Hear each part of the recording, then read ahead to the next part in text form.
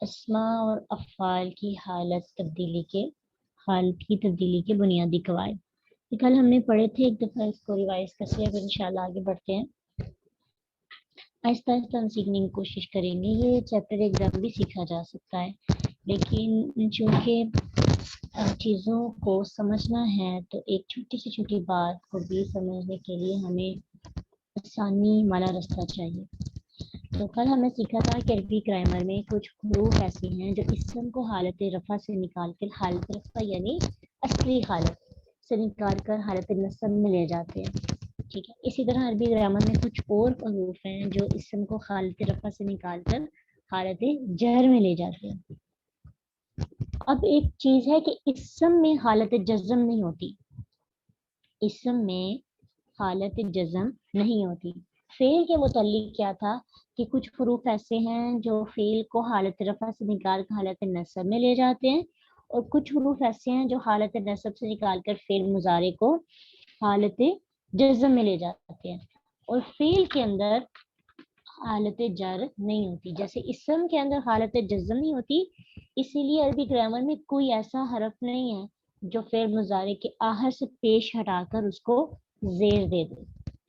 عربی گرامر میں کوئی ایسا حرف بھی نہیں ہے جو اسم کے آخر سے پیش ہٹا کر جزم دے دے. یہ دو قاعدے آپ نے یاد رکھنے ہیں. اب جب ہم تبدیلی کرتے ہیں فعل مضارع کی تو اس کے کچھ چیزیں ہیں جو ہم نے نوٹ کرنی ہے. سب سے پہلی چیز یہ ہے کہ اس کی جب تبدیلی اس کی چینجنگ کریں گے تو 3 قاعدے یاد رکھنے ہیں. فعل مضارع کے صیغوں میں جس نون سے پہلے نہ الف ہو، نہ واو ہو، نہ یا ہو، وہ نون نہیں گرتا، وہ ویسے کا ویسے رہتا ہے. الف واو یا حروف علت ہے، واول ورڈز ہیں عربی زبان کے، کمزور ترین لفظ ہیں، یہ حفاظت ہی نہیں کر سکتے نہ اپنے ساتھ رہنے والے کی. اس لیے عربی زبان میں فعل مضارع کے صیغوں میں جس نون سے پہلے، فعل مضارع کے صیغوں کے لاسٹ پہ نون آتا ہے نا، تو جس نون سے پہلے الف واو یا نہ ہو وہ نون باقی رہتا ہے. 2 صیغے صرف ایسے جس میں نون باقی رہتا ہے، جمع مؤنث غائب کا اور جمع مؤنث حاضر کا. جو باقی 7 کل 9 صیغے ہیں جن کے لاسٹ پہ نون آتا ہے، اس میں سے 2 صیغے ایسے ہیں کہ جن میں نون سے پہلے واولز یعنی حروف علت نہیں آتے. جو باقی 7 ہیں ان کے نون سے پہلے حرف علت میں سے کوئی نہ کوئی حرف آ جاتا ہے جو کہ کمزور حروف ہے، اس لیے وہ نون کی حفاظت نہیں کر سکتے، تو ان کے لاسٹ سے نون گر جاتا ہے جب اس کی حالت نصب یا جزم مجزوم ہوتی ہے یا منصوب ہوتی ہے، جب وہ حالت رفع سے نصب یا جزم میں جاتے ہیں. آپ نے پڑھا تھا اسم والے چیپٹر کے اندر کہ اسم میں 2 طرح کی تبدیلیاں ہوتی ہیں. اسم کی اعرابی حالتیں 3 ہوتی ہیں، لیکن اس کی تبدیلیاں اعرابی حالتوں میں تبدیلیاں 2 طرح کی ہوتی ہیں. پہلی تبدیلی کو اعراب الحرکت کہتے ہیں اور دوسری تبدیلی کو اعراب الحرف کہتے ہیں.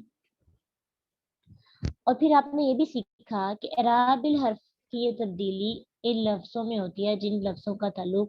نون گروپ سے ہوتا ہے، اور اعراب الحرکت کی تبدیلی اس گروپ سے ہوتی ہے، یعنی ان لفظوں میں ہوتی ہے جن کا تعلق بے نون گروپ سے ہوتا ہے. نون گروپ اور بے نون گروپ یاد ہے آپ کو؟ اسم والے چیپٹر میں آپ نے نون گروپ اور بے نون گروپ پڑھا تھا، اور اس سے ہمیں آسانی یہ ہو گئی تھی کہ جو نون گروپ والے ہیں ان میں تبدیلی حرف کی ہوتی ہے، اور جو بے نون گروپ والے ہیں ان میں تبدیلی کس کی ہوتی ہے؟ حرکت کی ہوتی ہے.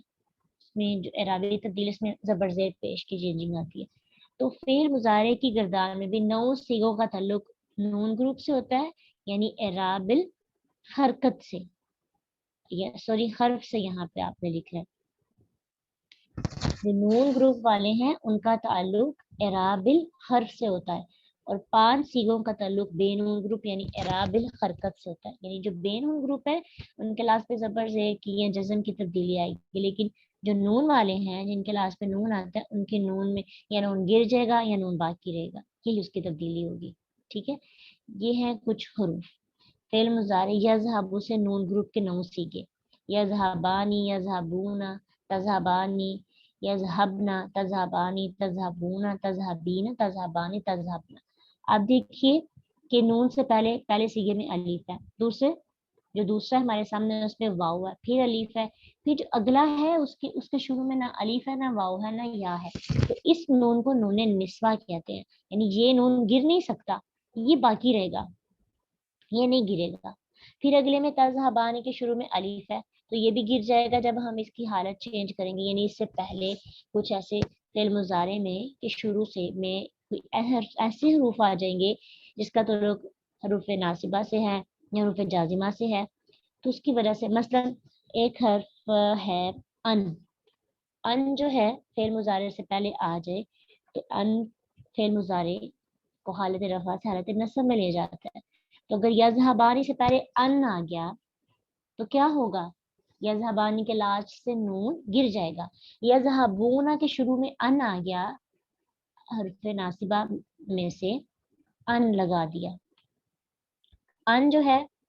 حروف ناصبہ میں سے ایک حرف ہے، اور لم جو لم ہے حروف جازمہ میں سے ایک ہے، اس سیکھیں گے ڈیٹیل سے، لیکن ابھی ایسے ہی اس کو دیکھتے ہیں۔ تو اگر یذہبانی سے کے شروع میں ان آتا تو ہم پڑھیں گے یعنی یذہبا، اور یذہبون کو یذہبو، اور نون ہٹا کر ساتھ کیا آ جائے گا الف، یہ الف کیوں لگائیں گے تاکہ ہمیں پتا ہو کہ یہاں سے نون گرا ہے، پھر تذہبانی کے لاسٹ سے بھی نون ختم ہو جائے گا، پھر اس کے لاسٹ اس میں کوئی تبدیلی نہیں کیونکہ اس کا نون نسوہ ہے اور اس سے پہلے الف واو یا نہیں، پھر اس کے لاسٹ سے بھی نون ختم ہو جائے گا، چاہے ان آئے چاہے لام آئے، اس سے بھی ختم ہو جائے گا، اور اس کا نون بھی ختم ہو جائے گا، پھر نیکسٹ کا بھی نون ختم ہو جائے گا، تو یہ اعراب بالحرف کی تبدیلی ہے۔ اور اگر اعراب حرکت کی یہ بے نون گروپ والوں کی تبدیلی کیا ہوگی، یا زبر آ جائے گی یا جزم، یعنی یا یذہب یا یذہبا، یا تذہب یا تذہبا، یا اذہب یا اذہبا،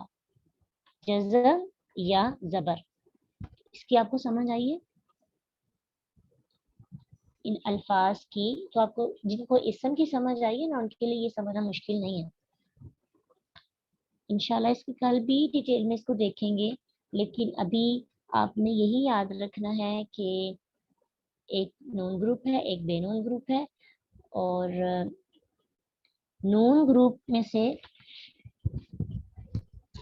میں تبدیلی حرکت کی نہیں ہوتی، حرف کی ہوتی ہے۔ جی جو سمجھ نہیں آتی نا وہ پوچھ لیا کریں، کوشچن کیا کریں، جب آپ پڑھیں گے نا وہ حروف جن کی وجہ سے چینجنگ ہوتی ہے تو آپ کو زیادہ چیز سمجھ آ رہی ہے کہ ابھی آپ نے یہی یاد رکھنا ہے کہ جب فعل مضارع حالت رفع سے حالت جزم میں یا نصب میں جاتا ہے تو جو نون گروپ والے ہوتے ہیں ان کے لاسٹ سے کیا ہوتا ہے، نون گر جاتا ہے، سوائے دو سیغوں کے۔ ان کے لاسٹ سے کیوں نہیں گرتا، کیونکہ ان کے نون سے پہلے حروف علت میں سے کوئی حرف نہیں پایا جاتا۔ ٹھیک ہے، اس بات کی سمجھ آئے گی آپ کو؟ اور پھر یہ بھی ہے کہ فعل مضارع کے جو بے نون گروپ ہے اس کا تو خود ہی آپ کو پتہ چل رہا ہے نون ہے نہیں تو گرے گا کیسے،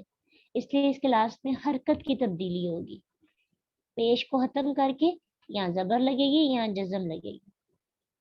بس یہ چینجنگ ہے۔ باقی انشاءاللہ کل مزید سیکھیں گے اس کو پڑھنا کیسے ہے، تجویدی قواعد کے لحاظ سے بھی تھوڑا سا سیکھنا پڑے گا ہمیں، پھر انشاءاللہ اس کے حرف بھی سیکھیں گے، پریشان ہونے کی ضرورت نہیں، آپ کو سمجھ آ جائے گی، جب آپ پورا ٹاپک کر لیں گے نا پھر آپ کو انشاءاللہ سمجھ آ جائے گی۔